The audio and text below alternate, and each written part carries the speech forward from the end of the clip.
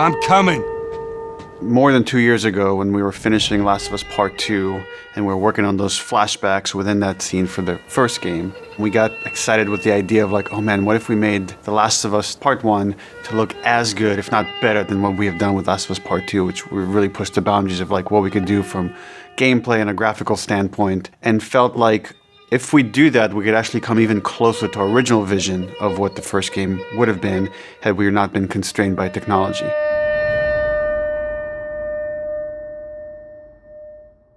The original creative vision of The Last of Us, I think in a lot of ways was larger than what the PlayStation 3 was capable of.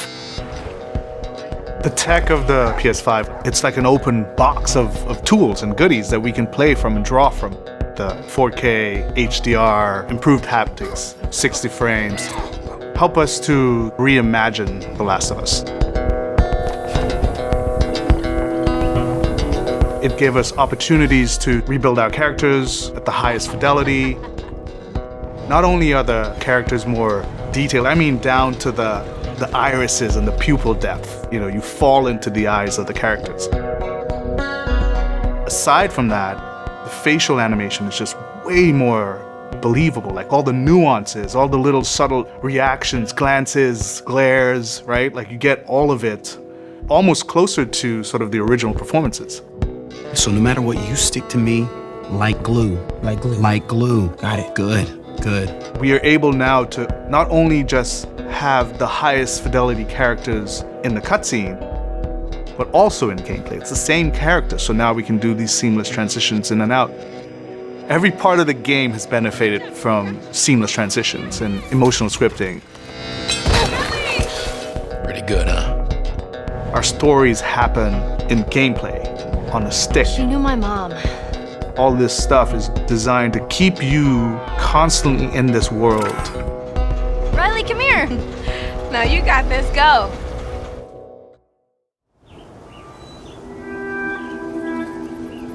One of the things that the PlayStation 5 is really enabling is that we're able to have a density of physics objects in a scene that we could never do before. Like, this has always been the dream, is to have this number of bumpables, chippables, breakables, destructible objects in a scene. It just makes the world feel rich, makes it feel lived in.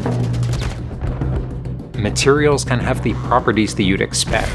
The turret truck in Pittsburgh, when it's firing at you and it's just ripping apart the concrete and sending objects flying left and right. Seeing things break, like there's fear, there's a real fear that it invokes.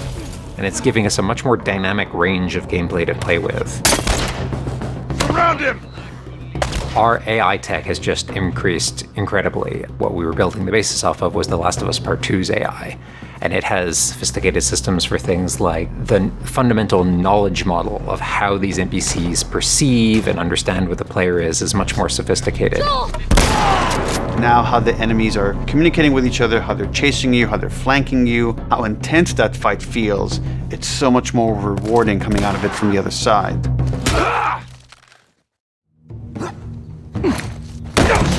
Get out! One of the other big AI improvements is the buddies. The buddies technology that we developed for The Last of Us Part 2 has this very sophisticated understanding of like, okay, this is where the enemies can see their exposure. We not only have exposure, we have future exposure. So buddies can know, okay, that enemy is walking forward and they're about to round this corner. So in 3 seconds, that corner is going to be exposed. So I'd better move now to avoid this enemy seeing me. This really lets the buddies make very complex decisions and maintain that feeling of stealth much more believably. Another big enhancement to the gameplay is that we have this technology called motion matching. Motion matching is this technology that's basically using logic that tries to match the desired movement to a bucket of hundreds of animations. A mocapped actor has gone in and run this whole gauntlet of movements to get a really full set of all the different ways a person can move. And then it's basically every frame trying to find the best matching animation that fits the path of where the character is going to go. And this motion model just gives this really seamless sense of transition. The player's movement is just a lot cleaner. It's this really smooth, organic movement through the space. First, we just had to build that core experience. And then beyond that, we wanted to add several features that fans have been asking for. For example, we now have a permadeath mode. Along that, we've added a brand new speedrun mode, so players can time themselves. There's a whole community of gamers that just want to see how fast they can play through this game. Beyond that, we added a bunch more of unlockables. So there's all these different outfits for Ellie and Joel that people can unlock. A model viewer mode, so people can really appreciate the details. We added award-winning accessibility features. Every single accessibility option that we offer, that's a barrier removed for someone. As she surveys the apartment, her eyes wander to Joel. She steps past the couch. He wears the wristwatch Sarah gifted him, which now has a cracked face. To my knowledge, this is the first PlayStation game that has audio description built into the game, built into the cinematics. Now it's nighttime. Joel stirs in his sleep. And that's really the way we've tried to push the frontier of accessibility on this game.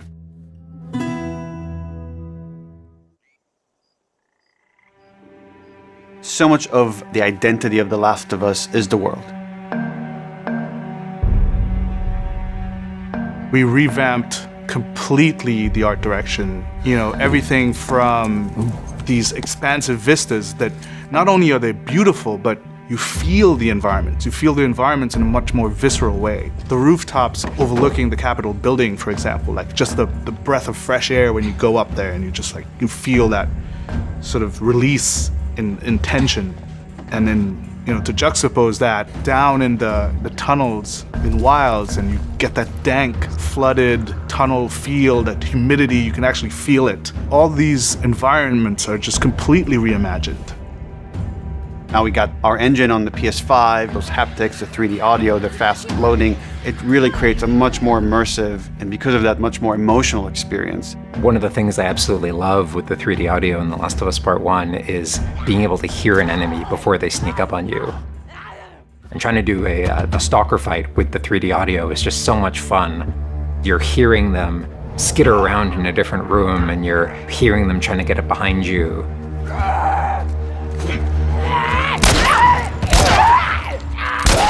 Having that two-part reaction of like hearing, turning, seeing, reacting, it just really heightens that sense of just being grounded. You are in this character, you are in this world. Now, with the PlayStation 5, the amount of control that developers have over the DualSense, it's really, really cool. All the guns in the game have a variable amount of resistance on the triggers when you aim them. The way it works with the bow is that at the very beginning, when they're starting to draw the bow, there's a little bit of resistance. And then as the bow gets tauter and tauter, the amount of resistance is increasing. And then when you release the bow, you're also getting that resistance going out of the trigger. When you are aiming and firing the shotgun, you're going to get a haptic vibration on the shot. And then what I think is one of the ways that the DualSense really advances things is you're going to get a haptic vibration on the pump of the shotgun. And what's much more sophisticated about that on the DualSense is that in effect has a little like speaker in it. And it's playing an audio file that comes through in the vibrations. And those two beats is what you're going to feel on the controller. Looks like a good spot. This also ties in to the new workbench animations. So if you're seeing Joel taking apart a gun or screwing something in or putting a new stock on a gun, that moment where he's like jamming that on, you're going to get that haptic feedback on that. We have, haptics all across the board, for all the moments you kind of expect, for clambering, jumping, landing, meleeing, getting meleeed, like all those kind of high intensity moments we have represented in the haptics.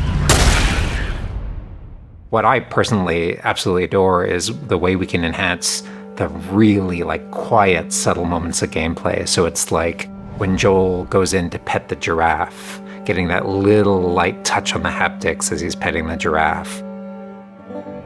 To me, that's the essence of The Last of Us. It's the high tension moments, it's the low tension moments, it's all of it feeling grounded. You're feeling immersed in this world. It's all about bringing you along with that story in as many ways as we can. And that's what the new technology on the PlayStation 5 is allowing.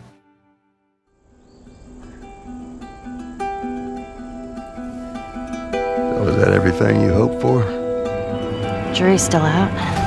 There's something special about that core experience of playing as Joel and Ellie on this journey, then to take that experience and really honor it and keep the authenticity of it,